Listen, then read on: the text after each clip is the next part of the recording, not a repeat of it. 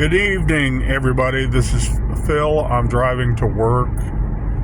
Don't adjust your video. I am basically recording this in the dark. I did a 15-minute video earlier, and then something occurred where the stream got dropped, and my video stopped in mid-thought. So anyways, I'm going to try to make this video very short, sweet, to the point. I have never started doing videos on YouTube for money or popularity. If I was allowed to make movies or I got paid for my books and someone never said my name, I wouldn't care.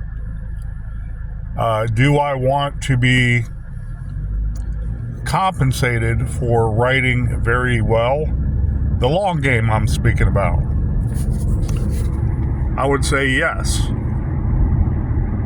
I plan and I want to do movies in my own way eventually. And I want to make a literary difference in this world where we get back to reading good work, writing good work, and the art of the English language excels into a new era of everybody, even those that can't read well, start reading new American literature, and I want to say enjoying it, of course, experiencing what that language can provide. Recently, as of yesterday, a gentleman did a quick video. I didn't know he was going to do it, but he was in essence doing a quick video about me, P. Francis, on YouTube. And I was kind of flattered about it.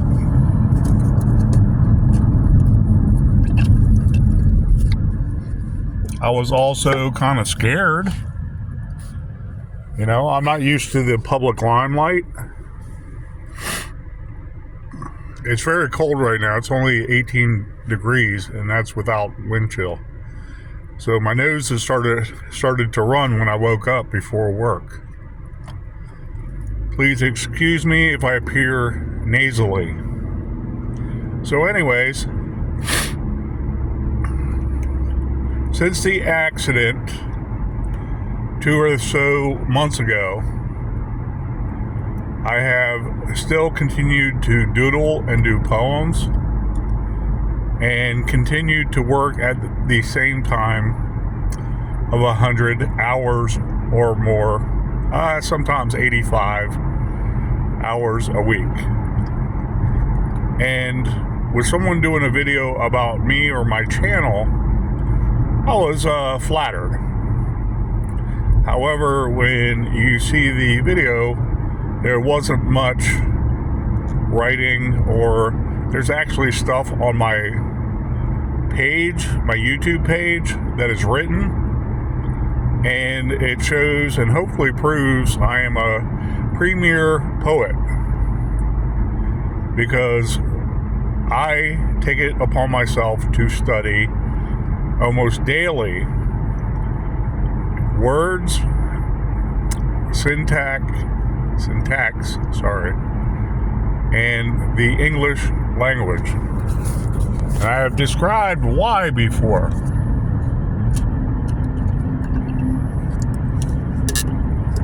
Because I have come from a large family of 4 other brothers and sisters, mom, dad arguing. We as children always had to raise our voice when we were fighting and trying to get what we wanted. Normal kid stuff. And I've always had a loud, booming voice. For good or the worse, with, I want to say, some tragedy in my family growing up, some dysfunction with my dad being alcoholic, I became withdrawn. And I functioned well as a kid, but I got in a lot of fights. I acted out like normal kids would.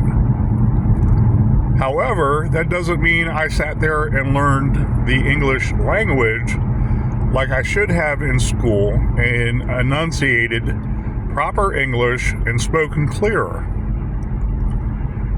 So, my first poems ever, to give some background of who P. Francis McNichol is, first poems I ever did, I wanted to do because it was after our family broke up. I'm in high school, things turned around for the better, but there was some relationships I felt sorrowful for. And it had to do with growing up and a very proud tiger. I don't remember much about it, word-wise, but I remember it had to do with, being a proud tiger and someone wronging him, and then in the future, the destiny would be for the caring and wise tiger, not the stairway to heaven, so to speak. The rich person, in this case, was female. And knowing a lot of music all throughout my life, the stairway to heaven kind of motif, always with a silver spoon, being richer than most and always seeking the more lofty, I want to say snobbish way of living, and going with the man that always has the money, kind of stuck in my craw, so I did a poem about it. And I went to college thereafter, and I was really touched by my English literature teacher, or creative writing teacher, to be more precise, because there's a big difference. And I was very happy to learn, or have a resurgence and learn the English language really well as it is printed, artistically speaking.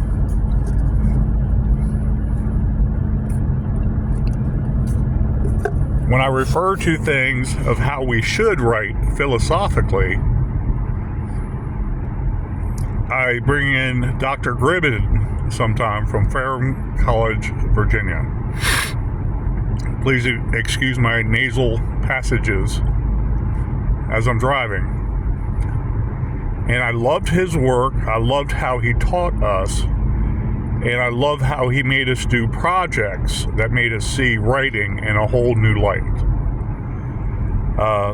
For instance, I did one poem more recently that was called I Hope You Guess My Name, and it was about dust. Some people chimed in on the comments when I posted it on 1 million groups. Oh, that sounds like dust. I knew that. That's dust. So on and so forth. You're writing about dust. And I had such fun doing it. I did it within literal time. I did it within an hour. And I was toying with it all day long, if you can understand. And a bit of research goes into it when you do something like that. Looking up words that have to do with the actual subject matter. Just punching it in. Dust. What is dust made out of? At a microbic level.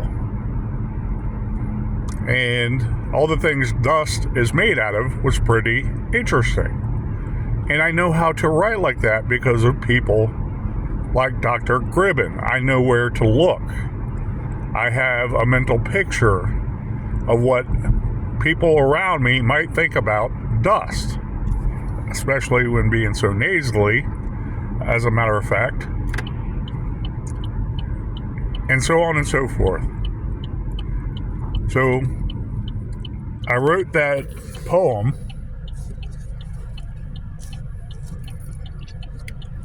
based on experience I have, especially in the last 24 years of writing.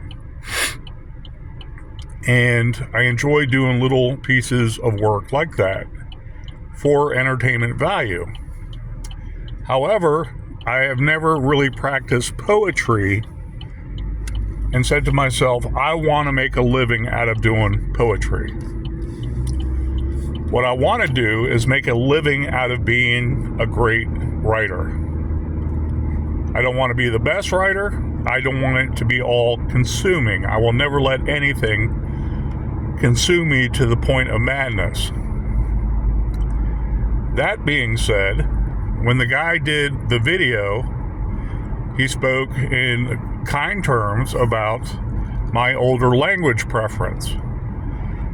And part of that is by choice, and some of that is partly by natural selection, meaning that I was raised that way.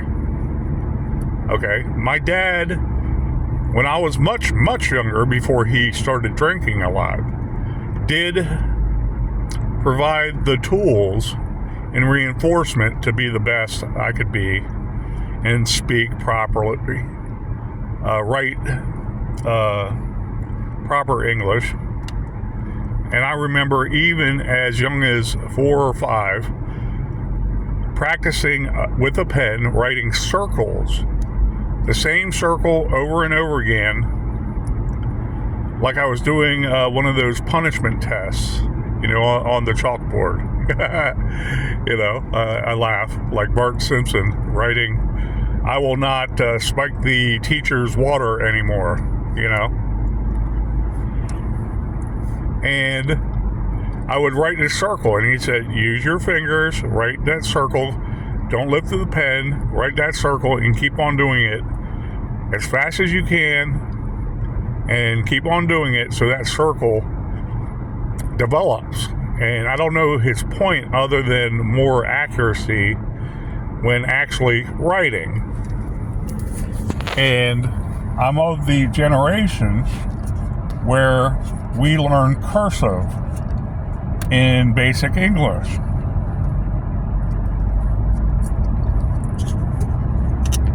I like that. Don't get me wrong. But, it wasn't an exciting class like creative writing. And a lot of those skills were lost with a C average in school and just trying to survive because you couldn't eat. So that's where a lot of foundation of old mindset about English words comes from, if not creative writing.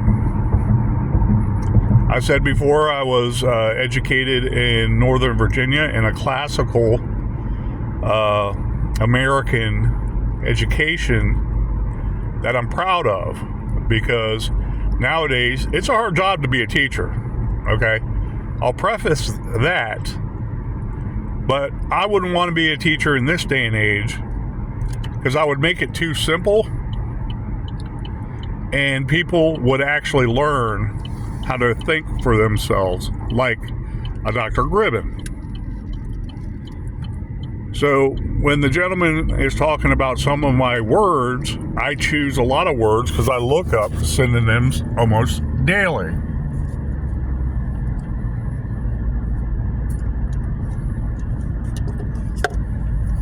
And I know the words. I know that there's a lot of words that rhyme better, and then they become repetitive, okay?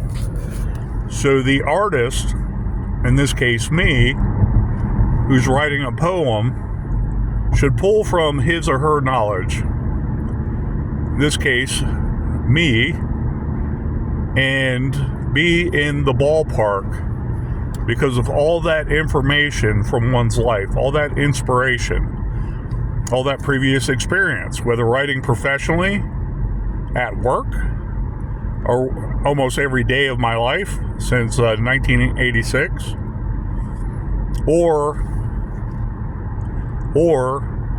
looking at other written art and taking some cues from it, and it kind of seeps in because it's interesting, it's good. So it is laying foundations upon foundations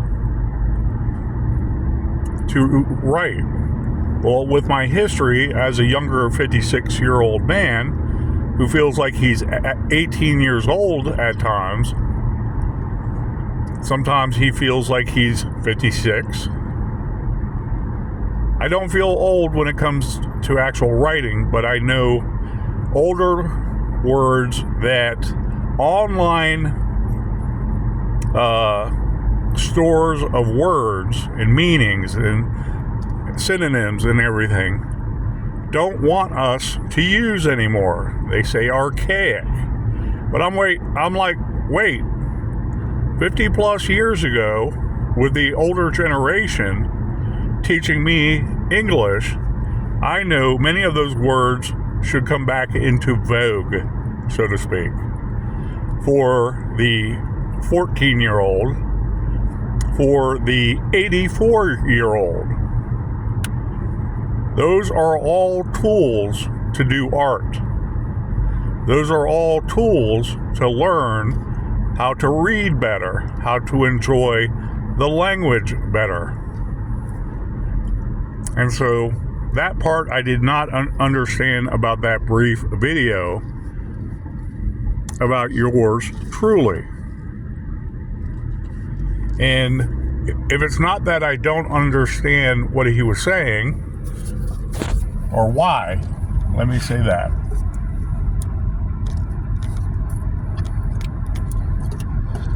It's that why would we dumb down any reading population away from our art, or to basically alienate our readers at the same time? There is a little balance there. I heed that. You know, I also can give that up and say, yes, okay, I use some older words, and I also use a combination of common words that expresses what I am trying to convey. And in that, the reader hopefully expands their mind with the writer's vision of what they see. Okay? What the reader reads, they're basically expounding upon in their mind, and they visualize. And that's the beauty of writing, conveying a simple story. So I take nothing away from that video. The only thing I take away from that video is it would be surely nice if he is very lingual, if he could please do a few of the poems that I love. And so I posted some of them in the comments of his video. And yeah, I do that out of vanity, but because of name recognition, okay, and having pride in my work, I believe the work supersedes the artist's name. Because again, I am not in it for vanity. The means to my end is to do the long game and bring great horror movies and great feel-good movies to Virginia.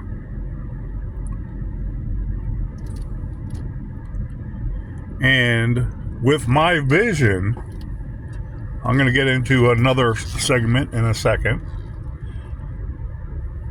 as I get closer to work. My vision is horror movies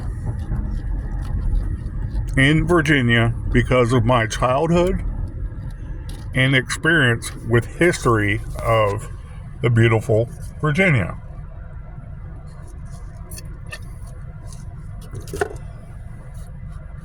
Virginia is historical. Being the youngest child with 3 sisters and an older brother left a lot of excitement that I enjoyed and a lot of mystery that they would talk about, tagging me along as a little kid. I am actually in debt to my parents and my brother and sisters for all the mystery and enjoyment of adventure. I was running the neighborhood streets for 4 years, eating at friends' houses, going in and out of dumpsters, collecting returnable bottles, aluminum cans with big trash bags full every day from those same dumpsters I ate out of. I would also take that money and buy fishing string from the local dark drug. I think it was called Drug Fair at the time. It's like Walgreens is nowadays. I would go to Lake Accotink, and where a lot of ghost stories emanated from, Lake Accotink, from my siblings and the neighborhood kids. You can imagine a younger child enjoying himself, running around all day during the summer, collecting bottles and cans for food, going to the local swimming pool, seeing beautiful older girls that were their siblings' ages, being a little nuisance, and just enjoying their summer so much, running down to the creek or to the lake and going fishing all day, if not going to the swimming pool, and having adventures almost every day of their life for 4 years straight. Was it sad? Yes. A lot of things going on with my family. Deaths of schoolmates that were my sisters and brothers' age. Traumas like that. With the same mystique going on about the local watering hole where I went fishing. So I developed the concept of Below the Precipice at a time when the movie The Sixth Sense came out. That by no means at all any inkling was given to Below the Precipice. What I was thinking of is I can do a better job with a very dynamic book, a mega biblion, and I wrote Below the Precipice. It will be a movie one day, maybe not in my lifetime.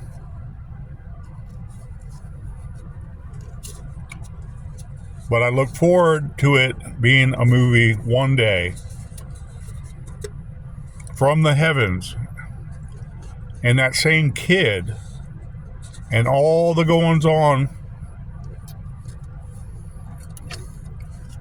with his lifestyle because of things around him being chaotic or being messed up, he having vision beyond the adults. He having vision beyond anybody around him who can basically see ghosts.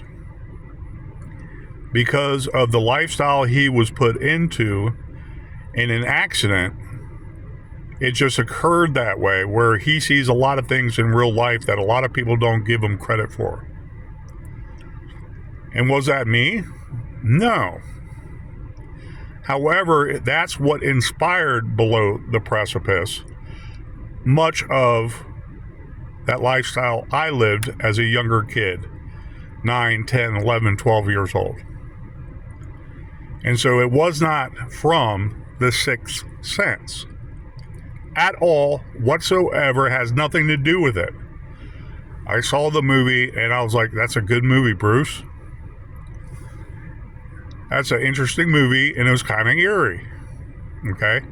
If you understand the original concept of the movie. And I wanted something simple and kind of in your face, something like the younger kid of the family or the little brat of the family, which I've been called all my life in one way or another, sees things differently because he's always looking up and out, while everybody up is looking down at his performance, at who he is. Yeah, they feel some obligation to raise him and be a certain way.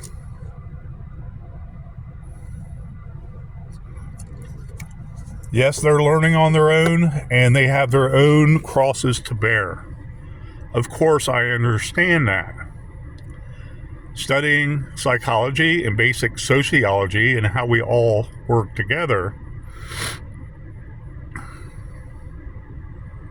I put my own spin on Teal, Robert Teal McAvoy. And I enjoyed doing it so much, it consumed me, because I had nothing else. When I say, for a good 8 years of my life in New Jersey. And I'm a grown adult, and I'm like, what happened to my siblings? What happened to much of my family I was raised with during the time of Carter that really warped our relationship? Because our family was broke. We were in squalor. And I want to say the worst you can think of as compared to the hillbillies in the mountains. I hear a lot about the Appalachian, the poor people in Appalachia.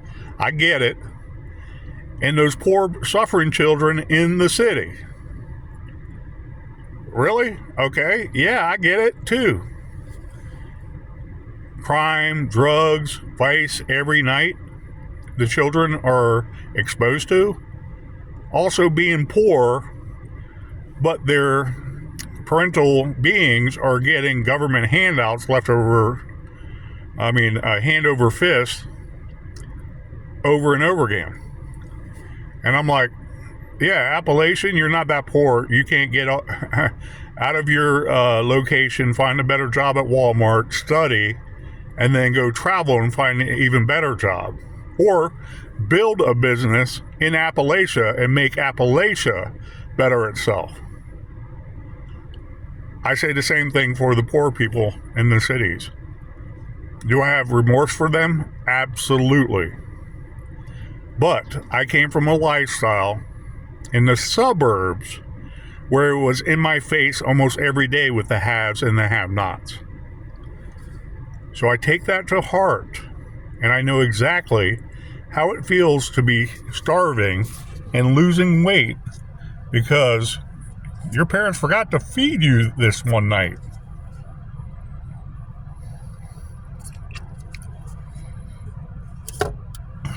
Things change for the better. I get it. So anyways, the other part of that writing is having actual inspiration and mostly real life experience that I did not ask for. As a police officer, I did not ask for it. Post-police officer, I did not ask for it. Before I was a police officer, I did not ask for it. And seeing tragedy firsthand.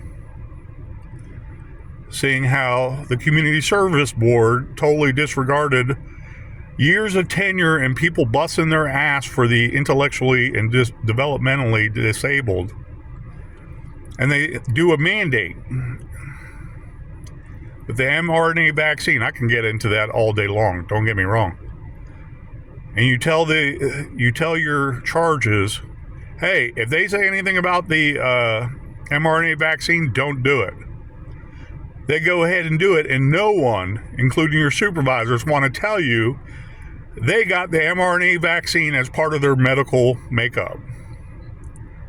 And then they die within a year and a half. Or they get COVID worse along with me. We all got COVID at the same time, going to the hospital for a simple x-ray of my charges,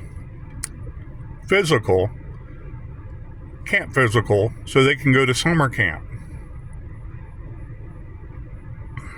And one of my buddies died within 2 weeks.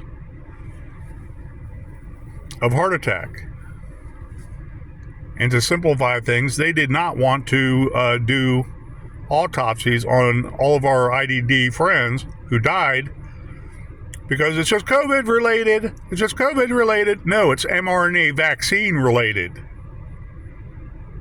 But I digress. So having some tragedy I did not ask for, and having some arrows in my quiver, so to speak, with the English language, I articulate the way I do because I articulate the way I do. The long game I am proud of. I am not so proud of all my poetry because I don't stay there long.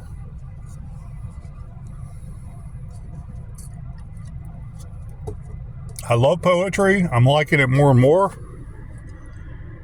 And I see in a lot of groups, there are new poets trying to do poetry, and God bless them. May they improve. And I see a ringer, maybe one out of every 200. I know the ringer. When I see them, mostly female, that have a very smooth dialectic, syntax, word use, word choice, word placement. And I know she, most of the time, is a ringer. They're probably published a few times over in different pseudonyms, and they doodle in some poetry art, or they're on a group and they want to read some new stuff. Maybe they're going to say, I'm a ringer one day. And I'm not knocking them for how they get their money. But if you're a ringer one day and you have the long game that already proves your skills, like Below the Precipice has, taken for granted, the disappeared ensemble of at least 25 short stories, the short game I've done on Facebook, just doodling with Android, the poems on Facebook, just doodling on Android, my long write-ups of a description of something on Facebook. No one in the establishment can tell me I'm not deserved a nicer lifestyle for the inspiration and a lot of things, I want to say paying my dues, that have occurred. And so when I see a video about me, I'm kind of flattered. I'm like, can you please find my worst poem and critique it? And I'd be happy. I'd be really happy. I'd be ecstatic. Give some good insight to the words I use, that same old dialectic. But also give some insight to the content of that bad or good poem. And know that basically P. Francis McNichol, he had a lot to his writing because he also had different meanings to what he was explaining, expressing, writing, displaying, showcasing. And then you get to know a little bit more about the author.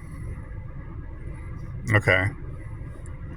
Not at all mad about the video. It was pretty cool, actually. But it wasn't in depth. At the very least, it wasn't in depth. And so I put a little bio in there about, okay, I'm not that well known, but I'm doing poetry at a bunch of groups with some talent.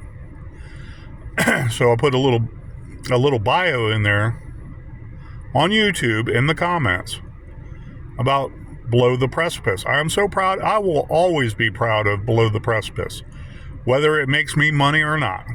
I know this. My newer long game over the last 10 years is just as good as anything out there with the big dogs, the Kings, the Kesey, the J.K. Rowlings. She has a good concept, and a lot of youth took on that concept. That's how she got her billions, by a great concept that came from her imagination. Beautiful work. But you know, she's not perfect either. You can look at some of her books and you'll see typos that were not on purpose. Certain alliteration that was not on purpose. That's because in my experience, I look at what the big dogs do in the establishment. That is the one that separates us. I want all authors to succeed and be prosperous because they have the inspiration that a lot of people do not.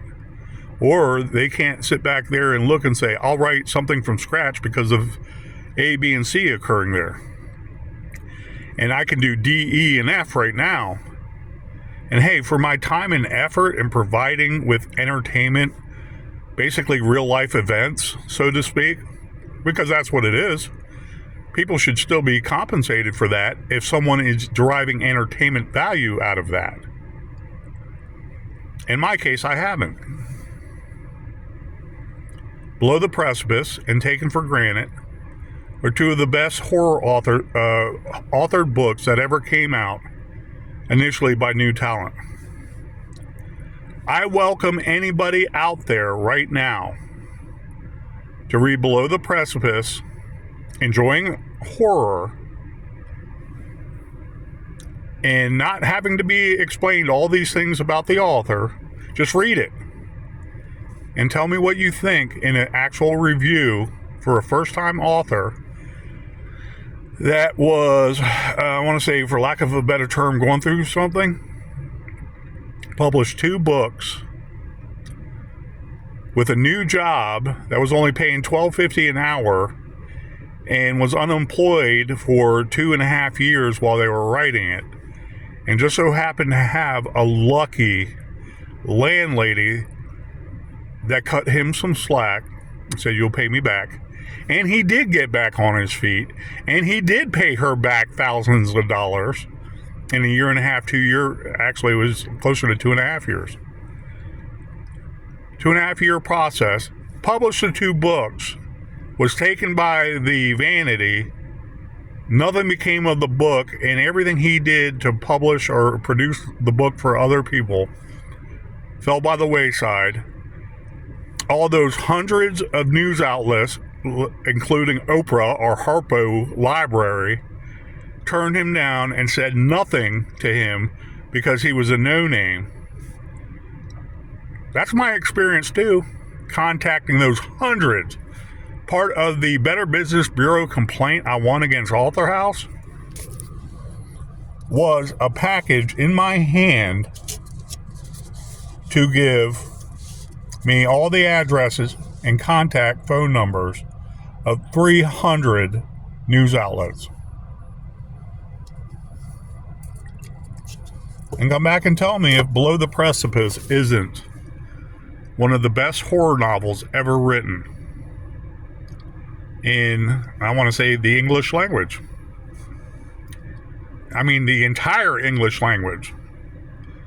Not just America, the entire English language, entire literature. And come back and tell me what you think. But make it a realistic review with the good and the bad of your opinion. I could do a screenplay in 1 month for Below the Precipice or any movie ideas I have as a director or the screenwrite for Hollywood. And I guarantee bestseller on that novel. And I guarantee, when everything is said and done, close to $100 million in profit. Because I'm not going to sit there and surround myself with losers. I'm not going to do everything on my own. My vision will be on my own. But I'll gladly do a screenplay and give it to a director I see has the same vision, or can read my work and say, wow, that's pretty freaking deep. I like that. That's why I got so much respect for people like Rob Zombie. You know? Do I like his kind of flighty, I want to say, groupie kind of mentality with some of his family making movies? No, but he's realistic. His vision becomes art. And he's a real person. I mean, he probably came from negative experiences where that inspiration of realism is there. I have the same thing. It just turns out his art, I believe, was music first, and he had people in different industries he can surround himself with to do the next thing, the next art, which is movies. God bless him. I love the 2 Halloween movies. Brutal, but they're realistic. Devil's Rejects and that whole ensemble. Do I like those kind of scumbags? Can't stand them. Detest them. You know, people who drink all day and they rape women or whatever, that's a mental mindset of actual criminals that a lot of do-gooders are like, oh no, we're going to be nice to them. No, they're going to fucking kill you like terrorists would. But I see it. I understand it. I've seen it firsthand. And so all that inspiration comes from being a 56-year-old person. And I got much, much more to come out, too. If I'm given a chance to sit down, I could do a bestseller every year, like the great ones, Stephen King. Do I like Stephen King? No. But he is a great author. I have never said anything indifferent. He's just an idiot when it comes to politics. The same American system that made him rich hand over fist, he says is bad, as those socialists. Politically speaking, I have no taste for that. Your establishment, Stephen King, besides some seminar or some little write-up or another book you write, what are you doing for actual authors like me if you're so holier than thou to make sure that they get just as prosperous as you do? That's some of the establishment I refer to. You know, he's in that gate as a big fish, and there's little room in that pond. Trust me. But he's part of the gatekeeping community that lets a little in and then none at all. So he gets fatter and fatter. Did he earn it? Sure. At the place and time where he went to Manhattan and demanded his manuscript of Carrie become a book and novel. I'm sorry, I don't live so close to Manhattan to do that. But I send emails all the time with clips of Below the Precipice. I used to, a lot of the disappeared. And I get this, oh, thank you, you're just not what we're looking at. No, it's my name you're just not looking at. Because it's not well known yet. It's like, okay. Well, I'm striving to do movies eventually with these big ideas that in Virginia would bring a panacea of arts to Virginia. Like Hollywood was in the early 1900s, the 1910s, the 1919s, the 1920s, and 30s, and 40s, and 50s. Hollywood is no more, people. Don't give it that much credit. You just have a lot of actors now living in, well, since the last week or so, living in LA that is burning. My hearts go out to them too, because maybe they will stop funding Democrats that are evil. We've known this forever if you're a regular layman. Okay? That being said, that's a lot of my philosophy and the background of why I write the way I may do.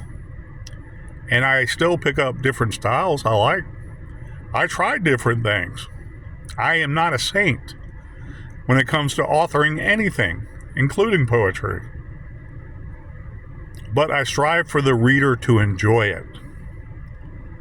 And my long game means I have something to say.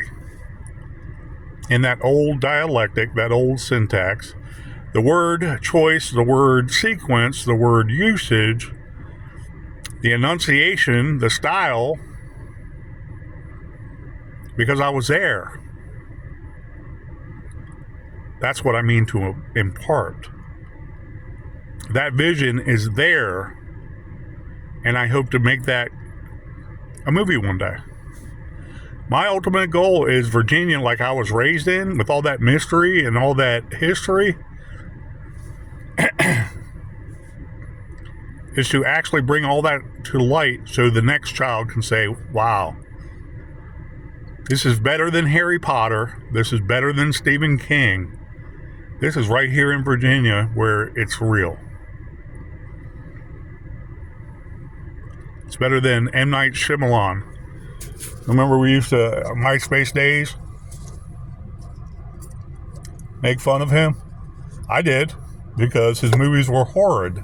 They still are. Some are okay, and they're like interesting. It's like, okay.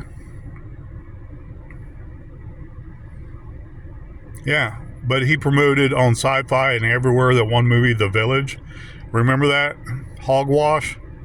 And then it just turns out it's an old, outdated village where everything grew up around them, and so they have to protect the village people by lying to them about monsters outside of the village gates and the village walls. It's like, easy enough concept, I guess.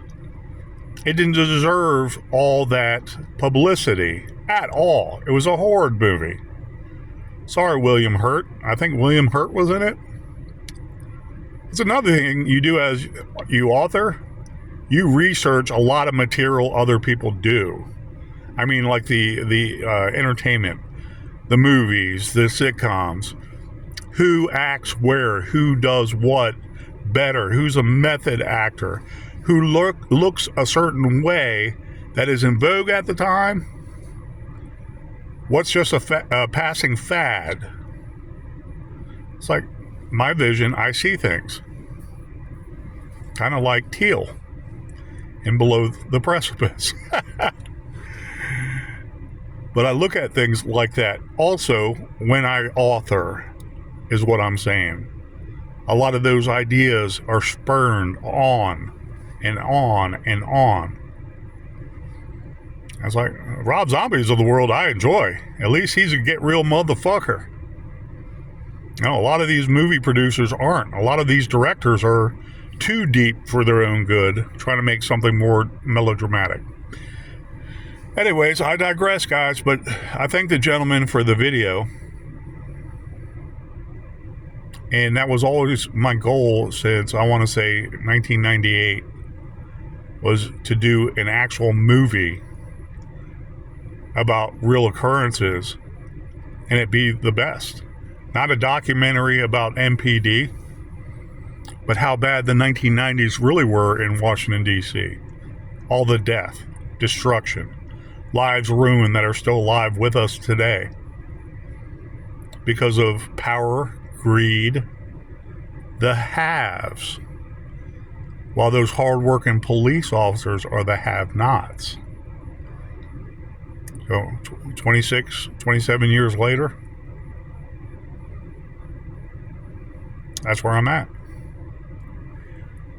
And, you know, because of a near-death experience, being hit from the rear by a semi-tractor trailer, 55 miles an hour, I guess around there, all the damage it did to me and my car, it's like, hey, am I spinning my wheels, or, you know, can I write more? Can I do some more projects with some extra time? Hopefully so. But that's where I'm at. I was touched by the video, and that is my background about writing and my inspiration. I thank you guys. Have a great night. Be safe out there. Protect yourself, protect your family, protect your community, protect your your great state of Virginia, or wherever you are in your God great United States. God bless you guys.